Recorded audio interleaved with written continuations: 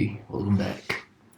So, in the last video tutorial, we tried to make these two buttons work, and I hope that you finished. You did this for the 8 buttons, by buttons. So, in this video tutorial, I'm gonna add more variables because the thing is, when we click the buy button, we should be updating the quantity, the value of the quantity, right? So for example, when we click the gluten-free pizza buy button 3 times, so I should be seeing here when we click the order now button 3 for that particular pizza type. When I click pepperoni beef pizza button buy button 5 times, and I would see 5 down here when I click the order now. So in other words, we will be needing a counter for that, and that's what we're going to do now. So for every buy button, we need to declare one counter. That's a variable, and since it counts, since it increments by 1, so that's going to be an integer. So let me create a variable for the gluten pizza counter. So let me call it CTR, stands for counter, gluten, right? So initially it's 0, right? So we must initialize it to 0. Another one, I'm gonna create another counter for, what is the second one? Quattro. So I'm gonna create CTR Quattro. So that is the counter for the buy button pizza, Quattro pizza, right? So we're gonna have 6 more. So another one for CTR for barbecue. So CTR barbecue. So we always initialize a counter to 0 so that whatever happens, we get an accurate result. Right? So make sure that the memory space is clean, right? So nothing in it. So we initialize every counter to 0. So the next counter is for the pepperoni. I know my variables are long. Variable names are long, right? That's one of my weaknesses in programming. I want to be explicit when it comes to naming my variables. Another counter is for buffalo, CTR buffalo. So we initialize this counter to 0. Another counter is for chicken. I think this is for the chicken veggie pizza, if I'm not mistaken. Another counter is for the meat lava. We initialize it to 0. And the last counter, but not least, for the Hawaiian. Right, initialize it to 0 also. So I have now 6 counters. Each counter is for each pizza type. So again, if I click the buy button 3 times, so that 3 value appears down here. That's why there is quantity column in this JText area, so that whatever pizza type is being ordered by the customer, and we are counting how many times that customer clicks that particular button, right? So we need a counter for every pizza type. Now, how does each counter work? That's the question.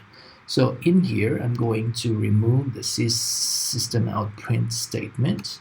We don't need that. We only did this because we wanted to make sure that the buttons work, and they did. Yes. So I'm gonna I removed those system out print line statements. We don't need them anymore. right? So what I'm gonna do now is I'm gonna make sure that the counter works every time the customer clicks on a buy button. The counter increments by 1. So how do we do that? So I'm just gonna increment the counter. So this is for the gluten button, right? So if the gluten button is clicked, so if this gluten button is clicked, that's the source of the action. The counter gluten is incremented by 1, right? So we just add 1 to it. I hope that is clear. Now I think I taught you how to make this statement shorter, right? There is a shorter way of doing this. So just use the plus equal operator, and it's still the same. I mean, we're adding 1 to this variable, and there's another way, a much shorter way. Just use plus plus, right? Instead of, plus 1. You can, if you are just incrementing a variable by 1, you can use the operator plus plus, that's the increment operator. Or you can put the plus plus in the beginning of the variable, right? So if the plus plus is in the beginning of a variable, then that is called post increment. Pre-increment, right? Is what we call pre-increment, meaning before. Pre means before, and when you put the plus plus at the end of the variable, that is called post increment. So I'm going to use pre-increment this time because I think we haven't used this in class yet. So this is the perfect timing, right? Anyways, so once I increment, I want to print the value of the variable, right? So what is the value of the current variable? So I can print the value of the variable, ctr gluten. Let's try if this increment works. So let me print the value of the variable gluten-free. So take a look at my console. So if I click the buy button for the gluten-free pizza, the counter is incremented by 1. Before it was 0, right? I initialized it to 0, the CTR gluten, but I clicked the buy button for the gluten-free pizza once, so now the value of the counter is 1. Now I'm gonna click the buy button again for the second time.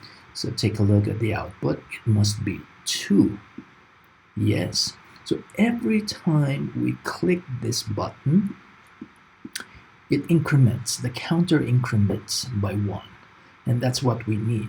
So if I click the buy button 3 times and I click the order now, I must see 3 in this space, in this column, the quantity column, right? So that's the increment. That's what we need to make sure that we have the correct number of pizza item. Okay, so again, we are just counting how many times the buy button for a particular pizza type is clicked, right? So for every button, you have to have that. So I'm gonna have that as well for the quattro. You're gonna have this again for all the buttons. Okay, I just have 2. So I want you to complete this if statements. You must have 8, okay, instead of 2. So for the second if, this is for the quattro. So what counter should we increment by 1? So quattro, CTR quattro. So I'm gonna use CTR quattro instead of gluten. I hope this is clear.